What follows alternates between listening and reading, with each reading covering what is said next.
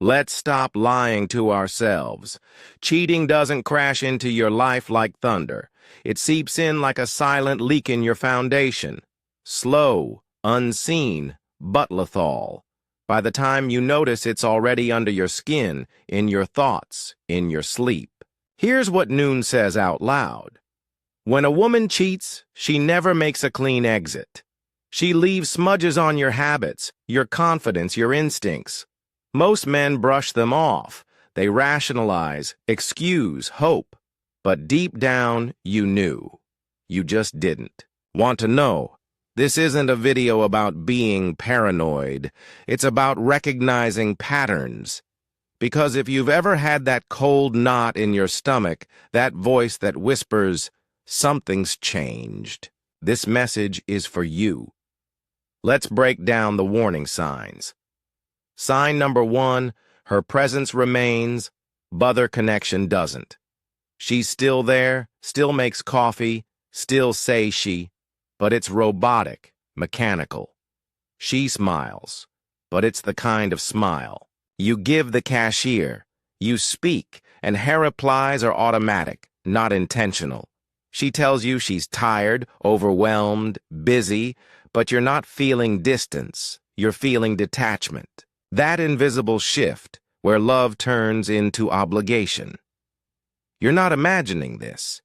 She's here physically, but mentally, emotionally, she's miles away. And stoic men, they don't chase the fantasy. They notice the energy. They trust what their body picks up before the mind tries to explain it away. When the warmth fades and all that's left is routine, you're not in a relationship anymore. You're in a performance, and she's only giving you the bare minimum. Just enough to avoid suspicion. Just enough to keep the questions quiet. Just enough so you don't leave before she does. But a real man doesn't stay silent when intimacy turns into obligation. He sees through the mask and he listens to what isn't being said. Sign number 2. She starts living a second life right in front of you. No explosions, nor yelling. Just silence, precision, secrets wrapped in politeness.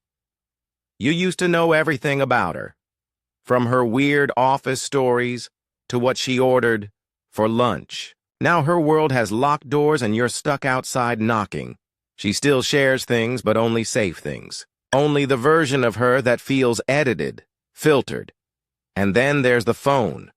What used to sit face up is now turned over, locked, hidden, muted, guarded. You didn't ask for her password. You didn't accuse her of anything. But suddenly, you're being treated like the intruder. She tells you you're paranoid, that you're controlling, that you're reading too much into things. But that's deflection because truth doesn't hide and love doesn't flinch under honest curiosity. A woman who values peace doesn't cultivate confusion. She doesn't label your gut feeling as insecurity.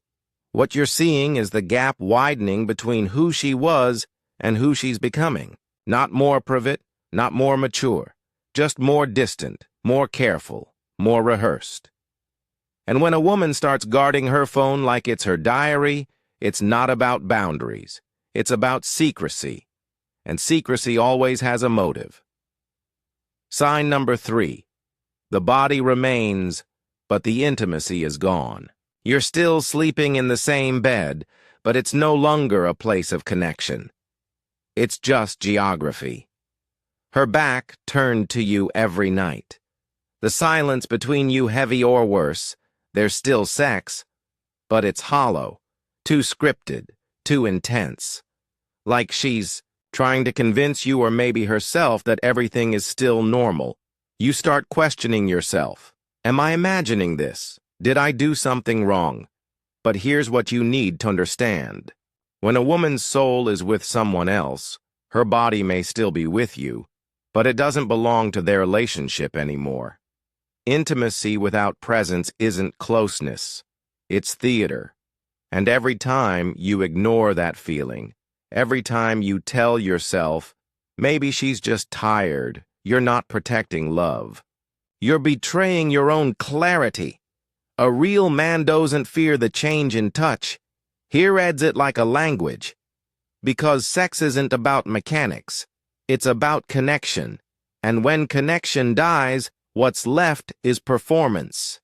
And the longer you pretend not to notice, the more you drift from your own self-respect. Cheating never starts with a kiss. It starts with the detachment, the vague answers, the low-fort affection, the dead eyes behind the fake smiles. And men, we have a habit of calling those things phases. We call them stress or mood swings or being busy. But they're not.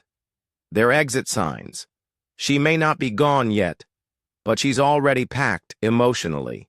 And once a woman begins rationing love, hiding, in plain sight, and offering you presents without intimacy, she's not just drifting. She's already deciding what life looks like without you. A stoic man doesn't beg for closeness. He doesn't chase a version of her that no longer exists. He doesn't cling to smoke and pretend it's still fire. He notices, he accepts, and he lets go before he loses himself in the process. Sign number 4. She creates conflict that feels manufactured. You didn't text her back right away. Suddenly, you don't care. You left a coffee mug in the sink. Now she's acting like you never pay attention. You answered her question honestly. Now, she's offended by your tone. At first you're confused. You apologize. You overthink everything. You trace your steps, replay what you said, wondering how something so small became so personal. But you're not missing anything. This isn't about the mug, it's not about the message, and it's definitely not about your tone, it's about distance. She's not arguing with you. She's wrestling with the guilt she doesn't want to admit exists. And when guilt starts to grow, it needs a target. It needs a scapegoat. So, she manufactures tension not because you've changed, but because she has. When a woman starts crossing emotional boundaries or is entertaining the idea, she must justify the betrayal in her mind. And the easiest way to do that, make you the problem. If you're inattentive, if you're insensitive, if you're too quiet, too blunt, too anything, then her actions become a form of self-preservation, not betrayal. Here's where it gets twisted. She'll start to believe it. Then she'll try to make you believe it. And if you don't catch it, you'll fall right into the trap, trying to fix what was never broken, questioning your worth, shrinking yourself just to keep her comfortable. But a stoic man sees the pattern. He knows that not every fight is an invitation to engage. Some battles are distractions, smokescreens designed to mask deeper disloyalty. Because when someone starts conflicts that feel off, when the tension doesn't match the crime, it's not communication, it's camouflage, it's misdirection. So, you'll focus on your flaws instead of noticing her shift in loyalty. So, what do? You don't beg for peace. You don't try to win a debate with someone who's already rewritten the script. You step back, you protect your mind, and most importantly, you refuse to play agami designed to break you, because when conflict becomes a weapon, the only winning move is not playing. Sign number 5, she's planning a future without you in it. This isn't loud. There's no dramatic exit, no suitcase by the door. It's quiet. So quiet you almost miss it. But then the phrasing changes. She used to say we. Now it's, I've been thinking. I want to travel more. I need to find myself. I just feel like I'm evolving. But somehow, you're not part of any of those sentences anymore. The dreams you once shared have turned into solo plans. Your presence used to be part of her vision. Now it's a detail she's editing out. And here's the dagger that breaks most men. She doesn't tell you to leave. She just makes sure you stop feeling like you belong. She doesn't break up. She just creates so much emotional space that you start fading into the background. You ask her what's going on.